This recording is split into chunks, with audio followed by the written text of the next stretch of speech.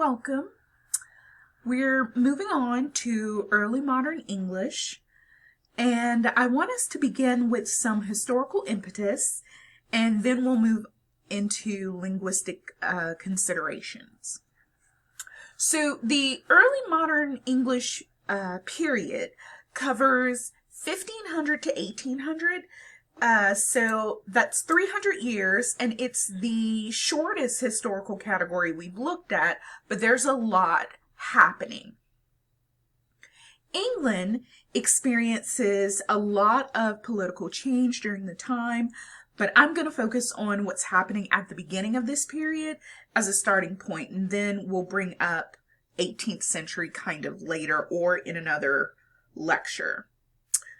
All right, so at the end of the 15th century, Henry VII defeated Richard III at Bosworth Field, putting an end to the War of Roses, and thus establishing the Tudor dynasty, which would set the tone for the country throughout the 16th century. One of the most unfortunate but best-known characteristics of the early Tudor dynasty was that it was fraught with religious turmoil. Suffice it to say that Henry VIII's official or eventual break from the Catholic Church and the resulting changes in official religion from Catholicism to Anglicanism to Protestantism to Catholicism again and back to Anglicanism, that left people reeling. So religion played an extremely important role in personal belief, in one's communal well-being, and in the country's identity. In each switch in religion brought with it a different set of terms and a different way of speaking about religion. So William Tyndale's translation of the Bible from Hebrew into English was extremely controversial, and people found with copies of the book could be severely penalized or executed. The method of communication and the use of English, especially in religion, was a major point of contention in the period. Internationally, however, England was expanding its diplomatic scope. Relations with France are still strained throughout the 16th century, but relations with Spain wax and wane due to a variety of factors. Significant for the latter expansion of the language is England's emerging naval power and foray into world exploration. In the 16th century, Sir Francis Drake circumnavigated the globe, laying the path for future explorers and colonizers to follow. And with this, we see the beginning of the English Empire. So English has grown as a language in England. With the growth of the English Empire, we see the spread of that language even faster than before. We also see some significant changes in the grammar of this period, but luckily most of these changes make the language easier for us to understand. We see inflections not just leveling off, but falling into disuse entirely, and verbs, pronouns, and possessives are changing to become closer to their modern versions. By the end of the early modern period, English grammar is pretty well codified, and the major changes we'll see and discuss are those in the lexicon. Okay.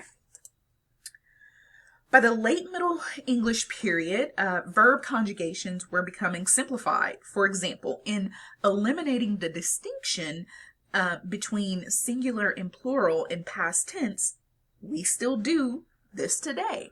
That elimination. For example, we don't change the verb in the constructions I walked versus they walked, both in and ed.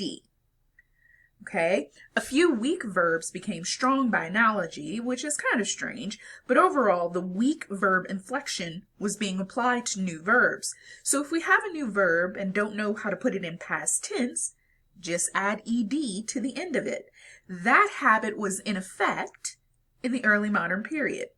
So those few verbs that became strong and were conjugated by blout, when we changed the central vowel, must have been similar to other strong verbs. When we think of verbs in the Renaissance, although, to be fair, before this class, did you really think about Renaissance verbs? The answer is probably no. We think of the ETH ending. We imagine people at this time would say things like, she walketh through the marketplace. This was a common verbal expression in the King James Bible, so we get the idea that it was a common manner of speech, but that's not true. That was a formal way of writing, but it was already falling out of favor around the 17th century. And, to confuse you even more, we're pronouncing it the wrong way. Contemporary users would not have pronounced the ETH as ETH. They would have pronounced it as EZ. So it would actually sound like she walketh through the marketplace. And the final simplification of conjugating regular/weak verbs is that only the third person singular present has the S or ES ending.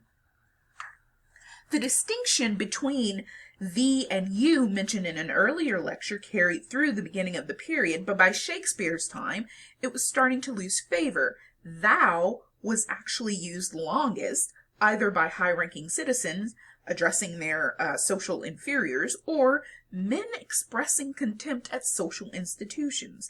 You can draw your own comparison about the analogy between those two situations. You actually gradually became the neutral form of address. Some linguists think that's because the nobility used you exclusively, and so others simply imitated the habit. But whereas we don't distinguish grammatical case, for the most part in nouns, the distinction between nominative and objective pronouns was preserved in the early modern period. The HIS-genitive, or HIS-genitive, is a strange little episode in the history of English, so bear with me while I give you the setup.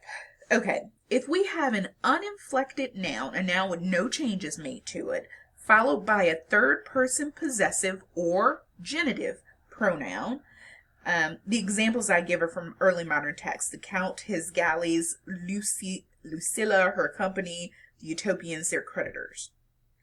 Okay.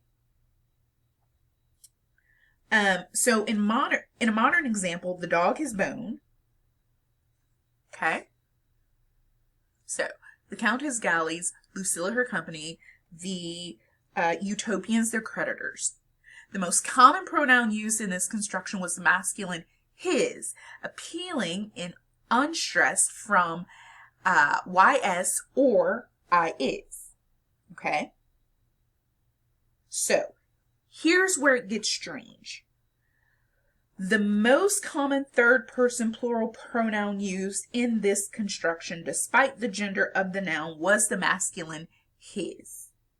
Okay? And it could be spelled as YS or I is. So, an example of that sounding strange would be, down here, my mother is sick. Okay? Confusing, I know. We'll work through it. Just like many other significant linguistic shifts, we aren't exactly sure why that happened, the his-genitive.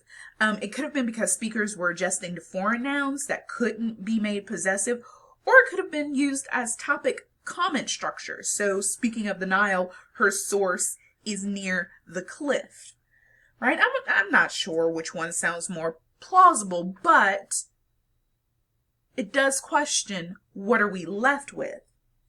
Obviously, gratefully, we don't use the his-genitive anymore, but we are left with the possessive contraction. So the dog, his bone, is contracted to the dog's bone, right? So that HI removed apostrophe S, and the apostrophe takes the place of the omitted letters. And that's what we use today, and that's much more understandable. Okay? So I want to end with a brief discussion about antiquarianism.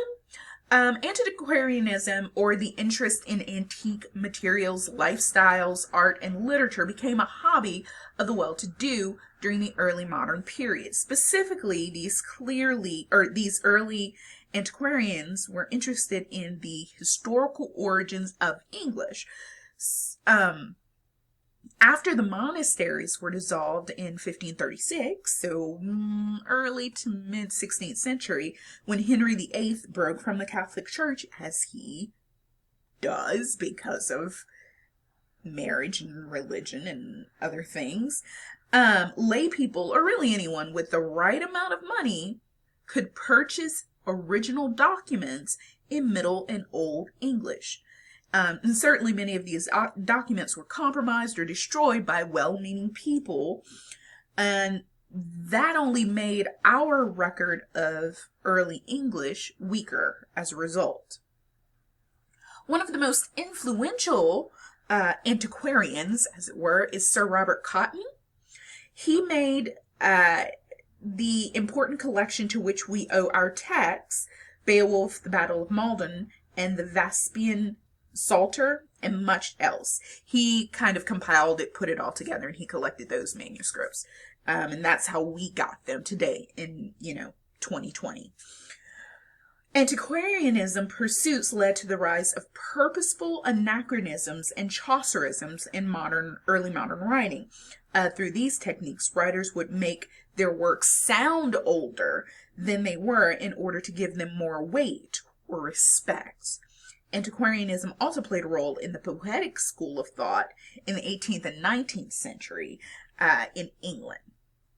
So that was just kind of a brief introduction to the Old English or early modern English period. There's a lot going on. There's some wars. For a long time, England won't have, a person on the throne, right? It's going to become a commonwealth and parliament's going to take over, and all of that just kind of affects the language, as it were. So stay tuned for our next lecture. It's going to be a brief lecture about early modern language. Thanks, guys. If you have any questions, email me.